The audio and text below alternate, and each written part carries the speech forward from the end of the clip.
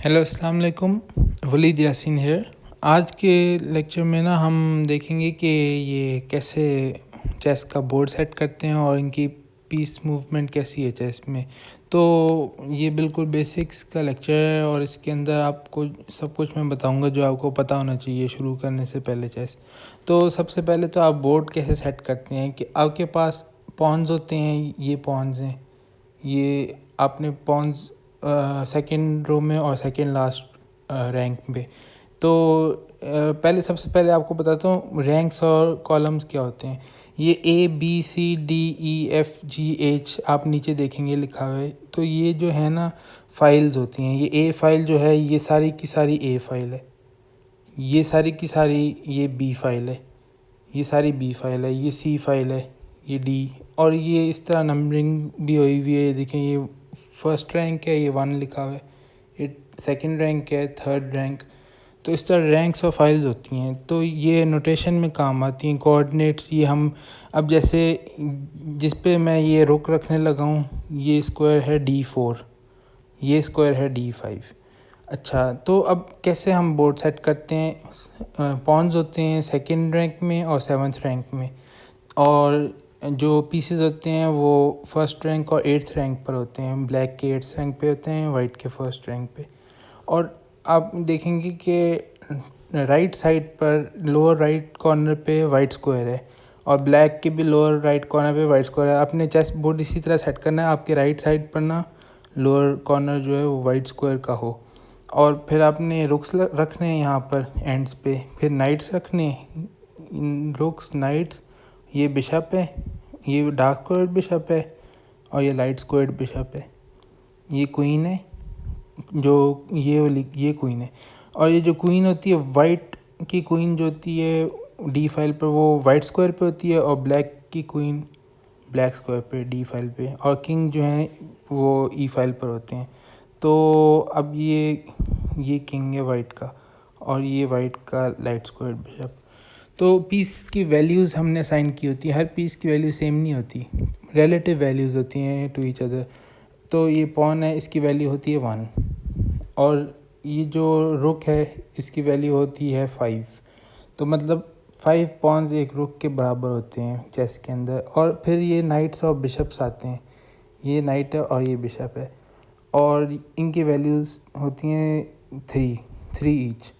इनकी same values हैं। तो अगर आप नाइट को बिशप से कैप्चर करेंगे या बिशप को नाइट से कैप्चर करेंगे अपने अपोनेंट के, और वो कैप्चर बैक कर लेता है, तो ये इवन ट्रेड है। आप चेस में ट्रेड्स कर सकते हैं, कैप्चर कर सकते हैं उसके पीसेस, और वो अगर डिफेंडेंट हो तो वो ऑब्वियसली कैप्चर बैक करेगा आपका पीस। तो ये इवन ट्रेड है, रुक और नाइट की इवन ट्रेड नहीं है। तो ये पीस वैल्यूज़ हैं। क्वीन सबसे पावरफुल पीस है और मैं आपको बताऊंगा क्यों।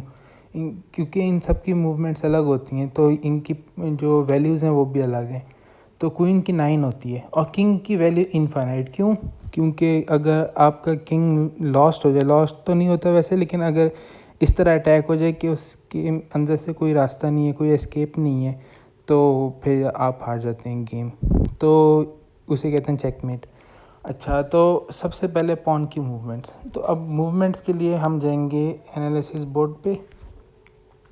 पॉन्स 1 स्क्वायर भी मूव कर सकते हैं पहली बारी पे, या 2 स्क्वायर भी मूव कर सकते हैं। देखें वाइट का पॉन 1 स्क्वायर मूव करवाया मैंने, लेकिन ब्लैक ने 2 स्क्वायर मूव कर लिए।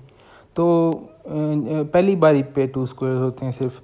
अब ये पॉन जो ब्लैक ने मूव किया ये 1 स्क्वायर ही कर सकता है।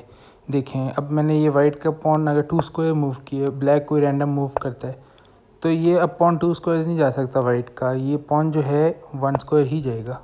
और जो इनकी मूवमेंट है ना वो फॉरवर्ड्स होती है हमेशा, लेकिन इनकी जो कैप्चरिंग है वो डायगनली 1 स्क्वायर होती है। अब वाइट ने इस तरह किया ना पॉन अपना मूव, और ब्लैक इस तरह करेगा, तो वाइट का पॉन ब्लैक के पॉन को कैप्चर कर सकता है इस तरह, ये देखें।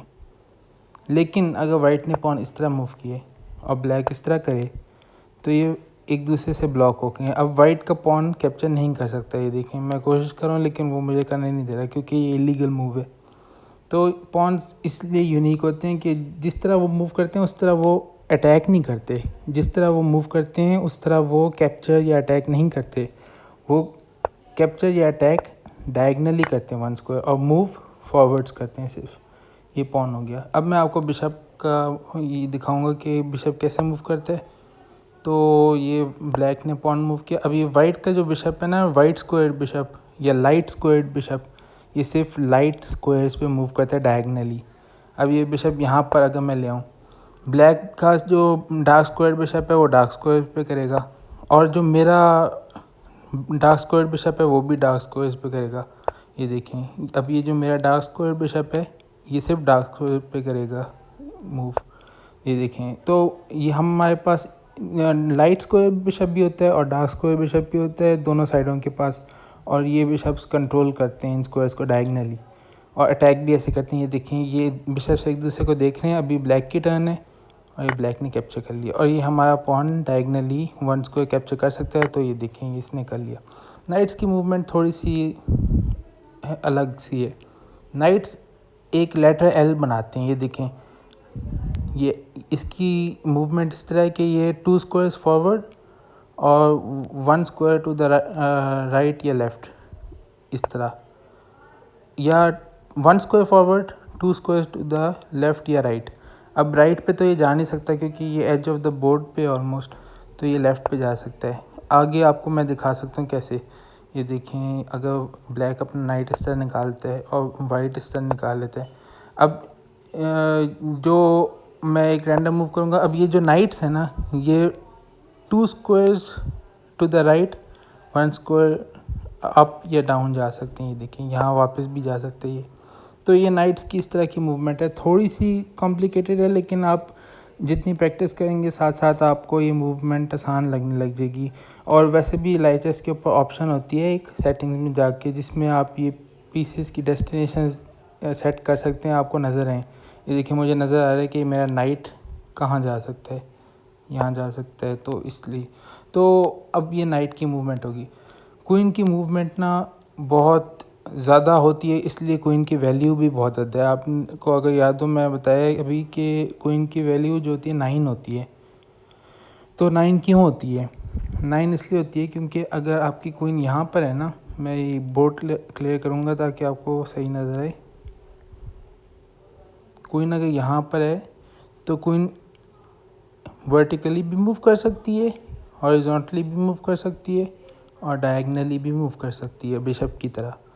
और अब जैसे अभी ये ब्लैक स्क्वायर पे है तो ये ब्लैक डायगनल पे आराम से मूव कर सकती है, डार्क स्क्वायर पे उसके डायगनल पे, इस डायगनल पे मूव कर सकती है, यहाँ जाएगी। और बिशप की तरह अगर कोई चीज़ उसे ब्लॉक नहीं करी ना, तो वो वहाँ पर जा सकती है। अब देखें, अगर यहाँ पर नाइट है और यहाँ पर पॉन है, क्वीन इस पॉन को नहीं कैप्चर कर सकती, लेकिन इस नाइट को ज़रूर कैप्चर कर सकती है। तो ये हर पीस के लिए सिवाय नाइट के, नाइट्स जंप करते हैं। तो आप इस तरह याद रखें कि जो घोड़े होते हैं वो जंप करते हैं ना, नाइट्स भी जंप कर सकते हैं पीसेस के ऊपर से। अब अगर यहाँ पर पॉन्स है ना, ये नाइट फिर भी जंप करके इधर आ सकते हैं, लेकिन बिशप नहीं आ सकता। अगर यहाँ पर बिशप है तो वो इधर नहीं जा सकता, ये पॉसिबल नहीं है। ये बोर्ड एडिटर है तो इस पर चला जाता है, लेकिन असल गेम में ये पॉन ब्लॉक कर है। ये वाला जो पॉन है ना, और अपने पीसेस भी नहीं ले सकते, ये भी बोर्ड एडिटर की वजह से नज़र आ रहा है आपको। तो बिशप जो है क्रॉस नहीं कर सकता, ये ब्लॉक हो जाते हैं। और क्वीन भी इसी तरह, ये अगर क्वीन और बिशप एक दूसरे को डायगनल पे देख रहे हैं, जिसकी बारी होगी वो दूसरे को कैप्चर कर सकते हैं। क्वीन बिशप को कर सकती है क्योंकि क्वीन डायगनली भी चलती है, और बिशप तो हमेशा डायगनली चलता है, तो वो भी क्वीन को कैप्चर कर सकता है इस तरह डायगनल पे जाके। और अगर बिशप क्वीन को कैप्चर कर लिया आपका, तो आपके लिए बहुत अच्छी ट्रेड है। आप 3 दे रहे हो उसे अपने अपोनेंट को और उसे 9 ले रहे हो, तो +6 की ट्रेड है ये। तो ये ट्रेड्स आपने इस तरह याद रखनी है ताकि आपको गेम में पता हो कि कैसे ट्रेड करनी है। और सबसे एंड पे रुक रह गया। रुक की बहुत सिंपल मूवमेंट है, प्लस बनाता है, क्वीन की तरह वर्टिकली जाता है, हॉरिजॉन्टली जाता है, लेकिन डायगनली नहीं जाता। क्वीन डायगनली भी जा सकती है। तो रुक की वैल्यू है 5। तो ये हो गई पीस मूवमेंट सारी। तो अब ये आप कैसे पीस मूवमेंट, सबसे अच्छा तरीका लर्न करने का यही है कि आप यहाँ होम पे जाएं और आप एक गेम लगा लें रैंडम ह्यूमन प्लेयर के साथ, और आप LHS के अंदर ये एक सेटिंग भी है जिसके अंदर आप पीस डेस्टिनेशंस ऑन कर सकते हैं। ये देखिए पीस डेस्टिनेशंस यहाँ लिखा हुआ है, ये आप ऑन कर दें तो आपको नज़र आएंगे कि आपके पीसेस कहाँ पर जा सकते हैं। और एक और वीडियो के एंड पे एक रिकमेंडेशन मेरी ये है कि जब आप टेस्ट शुरू करें ना तो आप 10 मिनट से या 10 मिनट से ज़्यादा, ये 10 मिनट्स या 10 मिनट से ज़्यादा वाला टाइम कंट्रोल सेलेक्ट करें ताकि आपके पास टाइम हो सोचने का। क्योंकि अगर आप शॉर्टर टाइम कंट्रोल्स पे खेलते हैं तो आपके पास टाइम नहीं होगा ब्लिट्स और बुलेट, तो इसलिए आप रैपिड खेलें या क्लासिकल खेलें। तो आज के लिए इतना ही, बस ये मैंने आपको बेसिक्स